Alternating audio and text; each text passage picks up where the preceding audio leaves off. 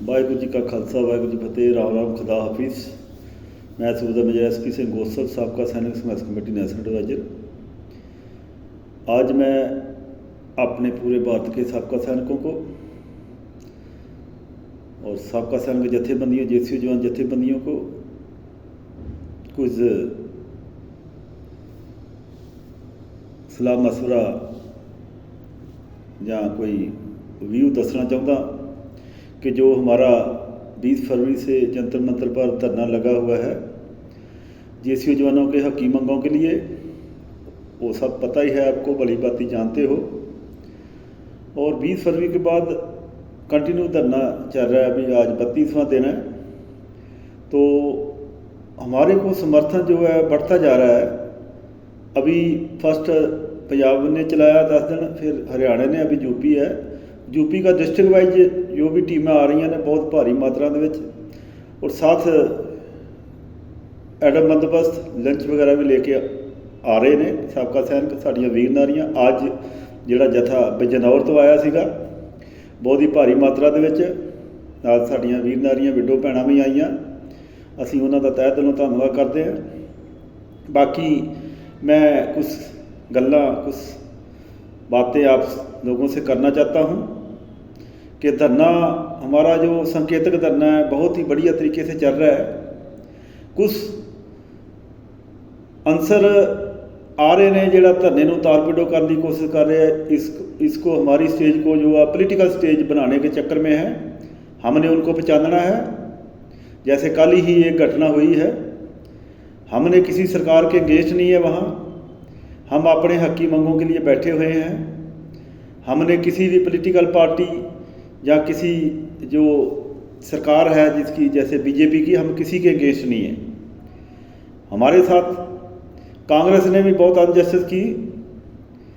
आप देखते ही हो कि कैसे सन 73 में हमारी पेंशन कमी करके और अफसरों की बढ़ाई और ब्यूरोक्रेट्स की बढ़ाई, और सब आपके सामने है। हमारे लिए कोई भी पार्टी मायना नहीं दिखाती। बिल्कुल जो धरना है नॉन पॉलिटिकल चल रहा है, हम उसको, उस स्टेज को पॉलिटिकल नहीं होने देंगे। कुछ आंसर कोशिश कर रहे हैं, उन आंसरों की भी हमारे को पहचान हो गई है। अभी हमारी स्टेज से हमने आगाह किया है स्टेज की जो वहाँ कमेटी, संचालन कमेटी है, कि कोई भी अगर कोई सरकार के अगेंस्ट या कोई अनपार्लियामेंट लैंग्वेज यूज करता है, उसको उसी टाइम जो है वहाँ से निकालो, स्टेज से आउट करो उसको, ऐसे आंसर को। हम बिल्कुल पीसफुली जो है धरना कर रहे हैं। बाकी हमारी तरफ से जो संयुक्त वहाँ मोर्चा लगा हुआ है, ठीक है, पूरे देश के साबका सैनिकों ने, साबका सैनिक जथेबंदियाँ ने हमारे को, पंजाब वालों को मान बख्शा। हमने पहल किया साबका सैनिक संघर्ष कमेटी ने, और ये हुण किसी एक इंडिविजुअल का धरना नहीं है, किसी एक संस्था का नहीं है, एक पूरे देश के साबका सैनिक जिन्नियां भी JCU ਜਾਂ संस्था, उन्हों का साझा जिहड़ा उन्होंने साझे सहयोग के नाल ये धरना चल रहा। ये साडा जिहड़ा संघर्ष है, साडा असीं अपने लिए खुद नहीं लड़ रहे हैं। असीं अपनियां वीर नारियां, शहीद परिवार जिहड़े कम उम्र में शहीद हो जाते हैं, और जहाँ हमारे प्री मेचर जवान जो 70+ आ जाते हैं, हमारे रिजर्विस्ट, जहाँ हमारे जो भी JCU जवान को प्री मेचर ORP 1 में और ऐसे ORP 2 में जिनको कोई भी लाभ नहीं हुआ है, उसके संदर्भ में लगा हुआ है। बाकी ये खाली हमारा पैसे का मसला नहीं है, हमारा मान सम्मान का मसला भी है। हमारा जो 1911 के कानून है अंग्रेज़ों के टाइम के, वो अभी भी जोड़ा हमारे आर्मी के उत्ते है, वो भी अगेंस्ट है। उतने जवान हमारे बॉर्डरों के ऊपर शहीद नहीं हो रहे, जिस तरह के ड्यू टू ये जो काले कानून है 1911 के अंग्रेज़ों के टाइम के, वो उन्हों की वजह ना साढ़े जोड़े जवान जोड़े खुदकशियाँ कर रहे हैं। दूसरा हमारे जो मुद्दे हैं, equal MSP, equal disability pension, equal pay factor, ये 3 ही हैं हमारे मेन इशू। अगर ये तीनों सरकार इनके ऊपर संज्ञान लेती है तो हमारी जी ORP 2nd रिवीजन हुई है उसमें पेंशन बढ़ सकती है, वरना आपके सामने ही है। बाकी फिर मैं दोबारा ये गल कह देना चाहता हूँ कि जो हमारी स्टेज का कोई भी जी संस्था या कोई इंडिविजुअल या वहाँ से कोई गलत बयानबाजी करता है सरकार के अगेंस्ट या अनपार्लियामेंट लैंग्वेज यूज करता है, ਜਾਂ कोई अपने लेवल पे कोई प्रोग्राम देता है उसका हम खंडन करते हैं। हमारा साझे मोर्चे की तरफ से अभी फ़िलहाल जो है संकेतक धरना चल रहा है, कंटिन्यू चलेगा। और जो बड़ा प्रोग्राम है फ़िलहाल हमारा 3 अप्रैल का है कि पूरे इंडिया में जो हमने डिस्ट्रिक्ट मजिस्ट्रेट को किसी एक जगह इकट्ठे होके शहर ਦੇ ਵਿੱਚ रोस मार्च करते हुए हमने DC को डिस्ट्रिक्ट मजिस्ट्रेट को जो भी हमने मैमोरेंडम देना है, जो मैमोरेंडम हमने सोशल मीडिया के उत्ते ग्रुपों के शेयर कर दिता है, हिंदी के भी है, अंग्रेजी के भी है। और साड़ी संघर्ष कमेटी का भी हैगा, जिहड़ा कोई संघर्ष कमेटी का देना चाहता है वो भी दे सकता है, जहाँ जो हमने ब्लैंक भी भेजा है वो अपना कोई भी संस्था तुहाडी एरिया दे विच है, तुहाडे डिस्ट्रिक्ट दे विच, तुहाडे स्टेट दे विच तुसीं अपनी संस्था का उत्ते जिहड़ा एड्रैस वगैरह टाइप करके वो तुसीं दे सकते हो DCO नूं, जो कि राष्ट्रपति, प्रधानमंत्री और रक्षा मंत्री के नाम के उत्ते बनया है। इस करके मैं बेनती करदा कि सानू इहो जिहे अंसरां तो जो साडे धरने नूं ताड़-पीड़ो करन दी कोशिश कर रहे हैं उन्हां तो सानू सचेत रहण दी लोड़ आ। और जो भी सांझे मोर्चे वालों प्रोग्राम फिलहाल अजे 3 अप्रैल का ही है, उसदे बाद फर्दर जल्दी ही एक आल इंडिया लैवल के GCO जवान संस्था के जिहड़े प्रधान आ अहुदेदारां दी एक मीटिंग बुलाई जाएगी। जल्दी ही असीं उहदे बारे भी अनाउंस कर देवांगे ते वो मीटिंग दे विच ही जिहड़ा फैसला लिया जाना है कि अगला कोर्स ऑफ एक्शन की करना है। ये आपां 3 अप्रैल तो बाद ही जिहड़ी मीटिंग रखनी है। 3 अप्रैल का एक्शन देख के सरकार के उत्ते की प्रभाव हुंदा, जे 3 तरीक वाले एक्शन तो बाद भी सरकार नहीं किसी बन्ने हिलदी, साडे नाल गलबात करन नूं तैयार नहीं हुंदी, फिर असीं पूरे देश दीआं GCO जवान संस्था का एक साझी मीटिंग बुलावांगे ते उहदे विच निर्णय लिया जाएगा। अन्यथा जो भी कोई अलग तौर पर कोई प्रोग्राम दे रहा वो सांझे मोर्चे वालों नहीं है, कोई अपने निजी तौर पर या कोई अपने आप नूं उहदा पोलीटिकल मैलेज पोलीटिकल गेन लैण दा जिहड़ी कोशिश कर रहे हैं उन्होंने ही नंगे करांगे, उन्होंने इस धरने दे विचों आउट कर दिता जाएगा साडी स्टेज के उत्तों। इस करके सानू फिलहाल बड़ा सोच समझ के अगे वधना है। सानू किसी भी पोलीटिकल पार्टी किसी भी सरकार के अगेंस्ट ज़्यादा बयानबाजी नहीं करनी, अपने हकी मंगां वास्ते संविधानक तरीके नाल आपां सरकार तो मंग करनी है।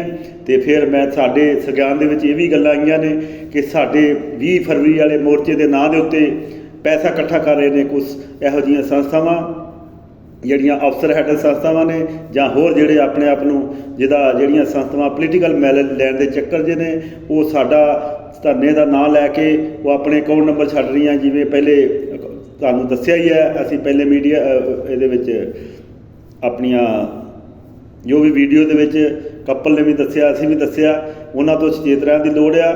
ਤੇ ਬਾਕੀ ਹੁਣ ਵੀ ਫਿਲਹਾਲ ਸਾਡੇ ਜਿਹੜਾ ਇਹ ਧਰਨਾ ਲੱਗਾ ਉਹਦੇ ਨਾਂ 'ਤੇ ਕਈ ਸੰਸਥਾਵਾਂ ਜਿਹੜੀਆਂ ਪੈਸਾ ਇਕੱਠਾ ਕਰ ਰਹੀਆਂ ਨੇ GCO ਜਵਾਨਾਂ ਤੋਂ, ਸਾਡੇ ਭੋਲੇ ਭਾਲੇ ਜਿਹੜੀਆਂ ਸਾਡੀਆਂ ਵਿਡੋ ਵੀਰ ਨਾਲੀਆਂ ਤੋਂ ਵੀ ਪੈਸਾ ਇਕੱਠਾ ਹੋ ਰਿਹਾ। ਸਾਡੇ ਸੰਗਿਆਨ ਦੇ ਵਿੱਚ ਆਈਆਂ ਨੇ ਇਹ ਗੱਲਾਂ ਤੇ ਅਸੀਂ ਅਪੀਲ ਕਰਦੇ ਹਾਂ ਪੂਰੇ ਦੇਸ਼ ਦੇ ਸਾਬਕਾ ਸੈਨਿਕਾਂ ਨੂੰ ਕਿ ਇਸ ਧਰਨੇ ਦੇ ਨਾਂ 'ਤੇ ਉੱਤੇ ਕੋਈ ਵੀ ਜਿਹੜਾ ਵਾ ਪੈਸਾ ਨਾ ਇਕੱਠਾ ਕੀਤਾ ਜਾਵੇ ਸਾਡੇ GCO ਜਵਾਨਾਂ ਤੋਂ, ਸਾਡੀਆਂ ਵੀਰ ਨਾਰੀਆਂ ਤੋਂ। ਸਾਨੂੰ ਪੈਸੇ ਦੀ ਲੋੜ ਨਹੀਂ ਆ, ਸਾਨੂੰ ਬੰਦਿਆਂ ਦੀ ਲੋੜ ਆ।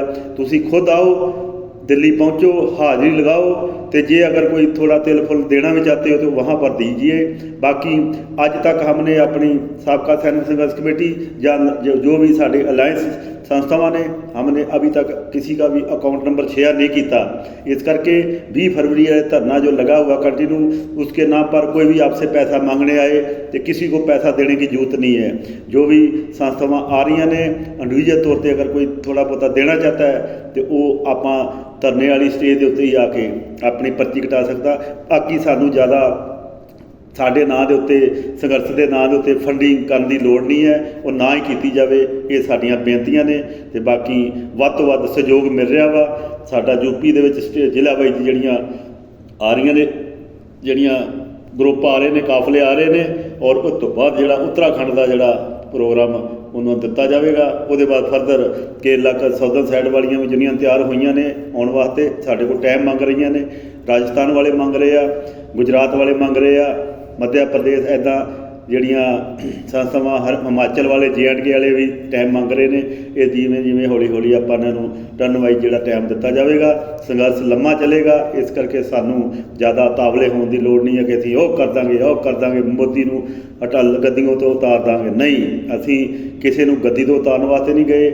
ਬਾਕੀ ਅਗਰ ਠੀਕ ਹੈ, ਸਰਕਾਰ ਸਾਡਾ ਲੰਬਾ ਸੰਘਰਸ਼ ਚੱਲਣ ਦੇ ਬਾਵਜੂਦ ਵੀ ਅਗਰ ਨਹੀਂ ਸਾਡੀ ਸੁਣੇਗੀ ਤਾਂ ਉਹ ਆਪਣੇ ਆਪ ਹੀ ਲੋਕਾਂ ਨੇ ਜਿਹੜਾ ਵਾ ਉਹ ਅਸੀਂ ਨਹੀਂ ਕਿਸੇ ਨੂੰ ਰਿਕੁਐਸਟ ਕਰਾਂਗੇ ਕਿਹੜੀ ਸਰਕਾਰ ਨੂੰ, ਕਿਹੜੀ ਪਾਰਟੀ ਨੂੰ ਵੋਟ ਪਾਉਣੀ ਹੈ, ਕਿਹੜੀ ਨੂੰ ਨਹੀਂ ਪਾਣੀ। ਲੋਕ ਆ ਵੀ ਸਮਝਦਾਰ ਹੈ, ਆਪਣੇ ਆਪ ਹੀ ਸਮਝ ਕੇ ਜੇ ਉਹ ਵੋਟ ਕਰਨਗੇ।